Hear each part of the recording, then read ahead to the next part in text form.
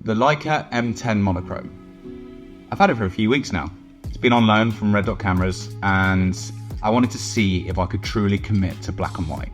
Naturally, I do have an SL2 in case a client came to me and said, can you shoot some stuff? You know, if I was to say to them, I only shoot black and white, they're gonna go, no thanks. So you do have to have one in the bag that will keep you going. Luckily, the SL2 will do that for me. But I wanted to see if I could look to upgrade from the Q2 monochrome to an M camera. Now this is incredible. I'm very interested to buy an M10 monochrome, but I'm also potentially interested to buy the M11 monochrome. Both incredible cameras. I know there's a huge jump to the M11, but after actually using the original M11 for a while, I was already interested in trying to get more and more down into this rangefinder system. It's interesting because some people can't understand, why would you buy a monochrome sensor? Why not just convert to black and white? And look, there's loads of videos talking about the nitty-gritty of why there's a difference of this. But I would almost throw that back on a lot of photographers and say, most people are pushing their images to black and white. So why not get true black and white? For me, in post-production especially, when you've seen an image in color, it's very hard to be given the option of flipping or converting to black and white. I kind of like just the simplicity of worrying about light and composition, and shooting only monochrome, that definitely helps. So I haven't made one of my normal kind of videos with this camera. I've sort of just carried it around with me, and I've just shot it when I'm at friends' barbecues or walking down the street or anything like that. And I've wanted just to see if this could be a really nice daily carry. Because the one thing I will say about black and white that I don't believe that there is in color is that I don't love the images from color off digital. I love them off analog, and I shoot a lot of analog. With black and white, these images sort of carry memories to them that I don't really feel I get from color. I don't really want to just carry around a daily carry that shoots color. I want something that's going to be able for my kids to look at these images in 30 years time and go, God, what a legend Dad was. So yeah, I'm definitely going to have to kind of jazz up my life a little bit for them. I thought that having something small, simple like this, especially with the 28mm, I love that 28mm. You know, this isn't a huge change or an upgrade from the Q2 monochrome, but I know the M11 will be. And so I guess then, why would I swap from the Q2 monochrome? Well, I love the rangefinder system. I love focusing through that little bit and just trying to narrow that little, get those two images in line. And it's just such a great process. But the other huge thing is, they say that Leica Qs are the gateway drug for Leica, because I've now got M glass. I've got these M lenses, and I can't put them on my Q2 because it's got a fixed 28. I lose autofocus and end up paying a lot more, but it's the fun, it's the experience that comes with a rangefinder camera like this that just really feeds me, and it allows me to slow down. And having a monochromatic sensor means I also just start walking out the door and I look for light.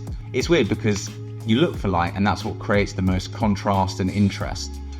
But it's also great to shoot black and white on a cloudy day because it's going to look really average in color. So there's so many benefits to shooting on a monochromatic sensor, and I do think that these images that I take around at my friend's house, they're just going to sit on a hard drive with their color. But for black and white, I don't know, I feel like I will personally look at them in years to come and go, oh, that was a really nice day, that. So take that as you will. When you go to a monochrome camera from Leica, they start removing the red dot, they start removing colors on the dials. I like it. I really like it. This is purely a vanity comment. I'm looking at it as aesthetically as I can, not worrying about the actual size, weight, and all that. It's just so simple. You know, it's compared to some of the cameras I've got on the shelves around here, this feels like a go-kart compared to a Formula 1 car. There's far less buttons, far less to worry about, far less questions. Do you want this? Do you want this? Just pick it up and start shooting with it. Just play along with the 3 pillars of exposure with your shutter, your ISO, and your aperture. And it's just great. It's like having 2 pedals, a go and a stop. So that's a huge reason why I like it. I like how simple it is. When people think of black and white sensors, they're aware that it's very good in low light and it's got a very good dynamic range. I still think the M10 struggles more than the Q2 monochrome to pull back and restore highlights, but the shadow detail is endless. You can practically see in the dark as well. You can shoot this easily up to 50,000 ISO, goes up to 100,000 ISO, and with a bit of noise reduction in post, and there isn't actually that much to remove, you can sort this image and make these images very usable. Commercially, I'd say it's great up to 64,000, but you can go higher. I kind of want to talk about M's in general. The Leica M System is so small and compact that you can really just carry it anywhere. It's not like a Fuji where the lens is a lot smaller and you can slip it in a pocket, but this doesn't get in the way. You can take this anywhere. It's not an effort. And walking around on the streets with this, it just becomes an extension of yourself. You kind of forget you've got it, and then you see a moment and you know as a photographer, like, oh, I wish I had a camera, and oh, I do have a camera, and it's this. No one's sort of looking at you walking down the street with it. You haven't got a huge 70 to 200mm lens. You haven't got these big flashing lights and glowing signs in it. It is subtle, and you could just nip little shots off here and there. Yes, you lose your autofocus that you had on the Q2 monochrome, which was great because you really could just shoot from wherever and just trust that the autofocus is going to pick up the eyes and the face. I love the simplicity and ease of carrying this anywhere. It is never a chore, and it's always great to never miss a moment. I'm sure it's nothing new to anyone watching this video, but as you might be aware, the Leica M System has the greatest collection of M mount lenses available, and screw mount lenses.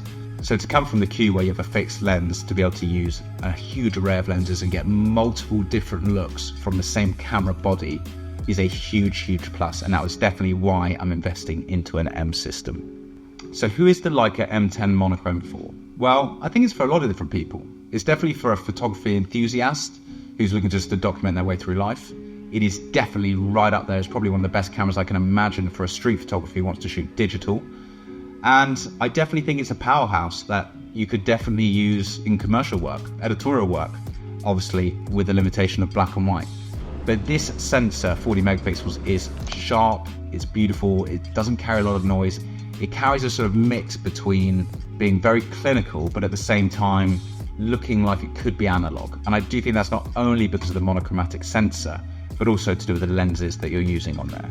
But I think that this camera could be for anyone. I know it's a lot of money, it's expensive, so finance will be the limiting factor of probably why people won't go for something like this. You know, you've got many other options, even a Q2 monochrome or the original Leica M monochrome would be cheaper than this, but you've also got other brands like the Fuji X series are phenomenal. They also have amazing lenses and wicked film simulations that could definitely get close images to this, but not as good as this, in my opinion.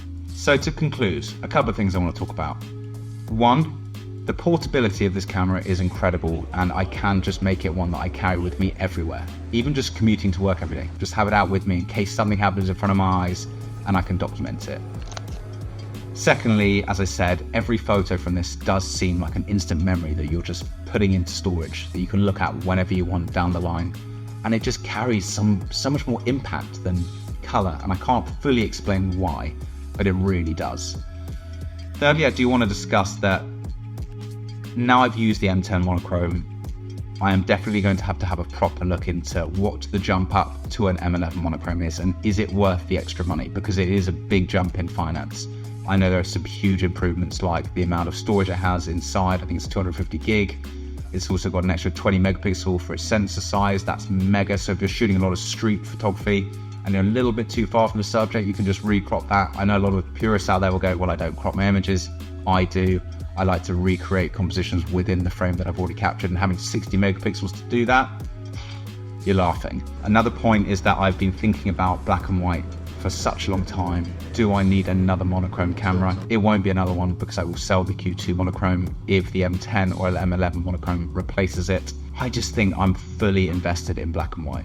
I love it. And if I ever want to shoot color, as I said, I'll shoot on the SL2 or I'll shoot some color stocks of the M6, but I've just invested in 30 rolls of XP2, which is black and white. So I don't know when I'll be shooting color next, but it will probably make me enjoy shooting color a lot more when I shoot it a lot less regularly. So I'm definitely invested and committed to shooting black and white and set up to shoot these monochrome sensors. So do I believe that the M10 monochrome is worth buying in 2024? Yes, I do. I think that this is a beautiful camera that will stand the test of time, and it will sit on your shelf well into your late years of your life, and you're able to pick it up and still use it and still be blown away with the images that you're getting from this.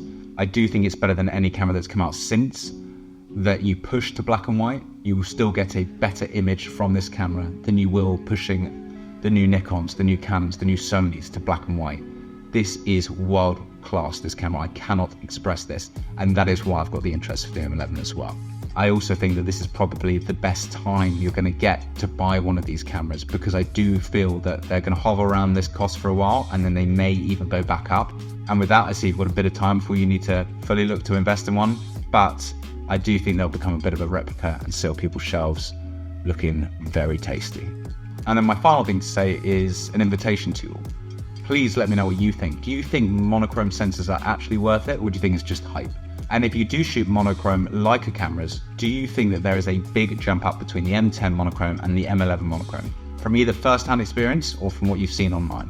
Because it is definitely something I'm looking for, and I'm going to be very sad when I sell my first ever Leica Q2 Monochrome. But I'm invested in this M System, I'm invested in black and white, and I just want to say a massive thanks to Red Dot Cameras, as I always do. They very much look after me and provide me with some wonderful kit, and I wouldn't be able to have the opportunity to shoot these sort of things without them. And also, thank you so much for people who do take the time to comment on these videos, because it really does mean a lot to me. I don't know if it does help the algorithm, I don't really fully understand all that, but I do know that when I'm sat on the sofa or walking to work or in a meeting and I see a little YouTube notification pop up, it makes me smile and it makes me want to make another one of these videos. So, and thank you so much for watching, especially if you've made it this far. It really does mean a lot. And I look forward to seeing all of you in the next one.